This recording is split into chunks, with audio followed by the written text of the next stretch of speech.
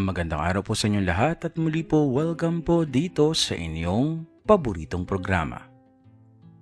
Dear Kuya E, itago niyo po ako sa pangalang Melo. Kuya E, sabi nga nila, kahit nasaan ka man kapag L na ang umatake, ay magagawa mo ang mga hindi mo inaasahan. Tulad ko na isang closeted gay na may kakaibang karanasan. Kuya E, nasa isang resort falls kami ng panahon na naganap ang ibabahagi ko. Oo nga po pala, bata pa lang ako ay alam kong isa na akong sirena. Kuya, isimulan ko na po ang kwento ko. Bumili kasi ako ng soft drinks at may nakasalubong na lalaki. Tawagin natin siya sa pangalang Horn. Si Horn ay maganda ang katawan, may abs, matangkad. Walang hindi mapapalingon kay Horn tulad ng mga ilang nakita ko sa daan na lumingon sa kanya. At bilang isang gay, alam ko kung ang isang lalaki ay pabuking o paeksena. Makikipagtinginan at makikipagtinginan ito. Nang mga oras na yon, lunch time, pero dinala ko lang yung soft drink sa mga kasama ko. Mga pamilya at kamag-anak po ang kasama ko that time.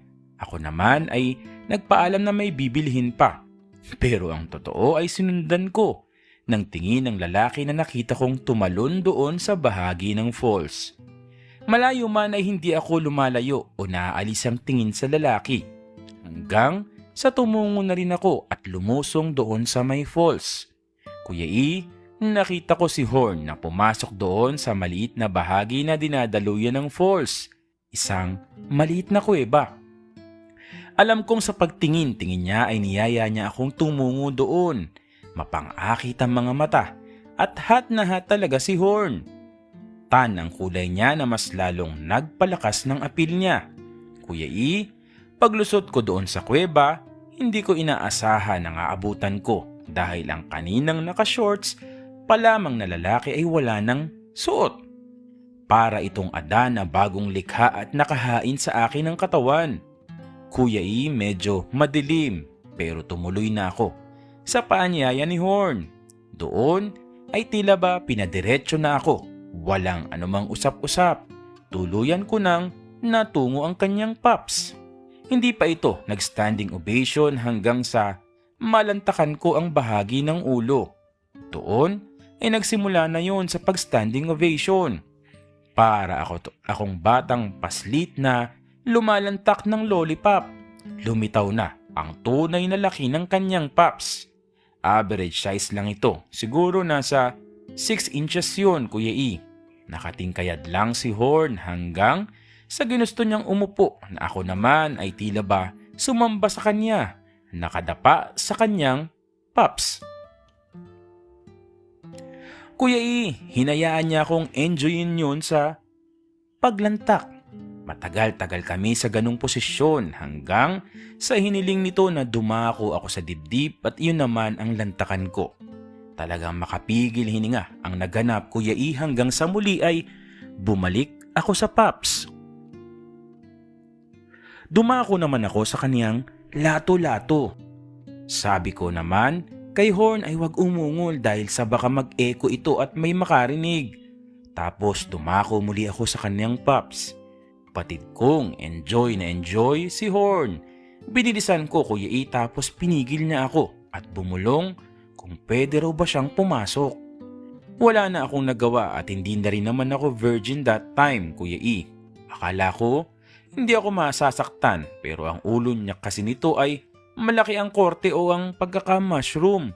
Kinagat ko na lang ang aking braso at baka mag-ingay pa ako ng marinig pa ako ng ilang naroon sa falls na mga naliligo. Kahit na alam kong may naliligo pa doon ay keber talaga ako. Sinimulan na ni Horn ang pagbarurot. Masakit sa simula hanggang sumarap. Magaling si Horn at tila ba sanay. Siguro may girlfriend o asawa o anuman. Baka sanay rin sa bakla. Matagal din kami sa ganong posisyon hanggang sa muli, binunot at hinugasan. Muling pinalantakan sa akin. Doon nga ay hinawakan na niya ang aking ulunan. Tipong malapit nang sumabog ang bulkan. At doon nga, sumabog. Tuluyan kong nalunok ang maraming krema. Hindi ko naman nalasahan, gawa siguro ng mga tumutulo ding tubig sa aking muka. Agad po na itinaas ni Horn ang kaniyang pambaba at walang usap-usap lumabas ng kuweba. Sumunod naman ako. Walang kamalay-malay ang mga nagsiswimming sa labasan na may naganap doon sa maliit na kuweba. Hindi ko rin sure, baka hindi na lang kami pinansin. Jackpot ako kasi si Horn nang makita naman ng pinsan kong Becky ay tinuro sa akin mukhang panalo raw. Hindi niya alam na ako na ang nanalo. Natuwa ako doon. Sa aking pagtanaw kay Horn ay tila may kakaiba pang tingin nito. Habang pinagmamasdan ko ang kabuuan ni Horn, habang nagsiswimming kasama ang kanyang pamilya ay hindi maiwasan na ako ay mag-standing ovation. Though, hindi naman kasi ako sanay o nahilig sa pag-Mary Palm Kuya E ay sobrang bihira. Kinahaponan, hindi ko alam na muling magpaparamdam si Horn. Horn nga. Nang muli kaming magkasalubong, bumulong ito na bumalik daw kami sa kuweba. Pero sabi ko mukhang mahirap na. Marami kasing taong nagsiswimming nung time na yon. Mukhang mael din talaga ang Horn.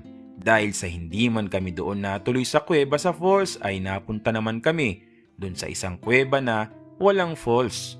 Mabilis ang mga naganap. Nagjack siya sa harap ko at sa mukha ko pinasabog.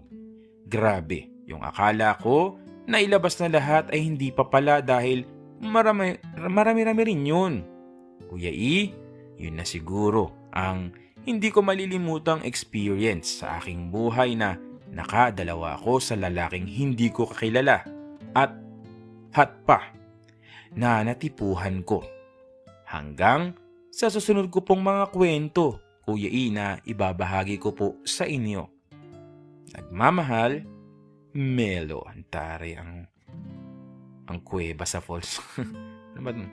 Well, maraming salamat sa iyo, Melo. Ito talaga pure parang pure L yung kwento, pero yun hindi naman talaga may iwasan yung mga pangyayaring ganto. Halimbawa sa mga tulad ng sinabi mo nga, yung kuweba sa falls. So parang magandang title na nga to, ang kuweba sa falls o ang lalaki sa falls. Anyway, muli maraming salamat po sa inyong patuloy na pagsubaybay, pagsuporta dito po sa inyong paboritong programa. Maraming salamat po sa inyong lahat.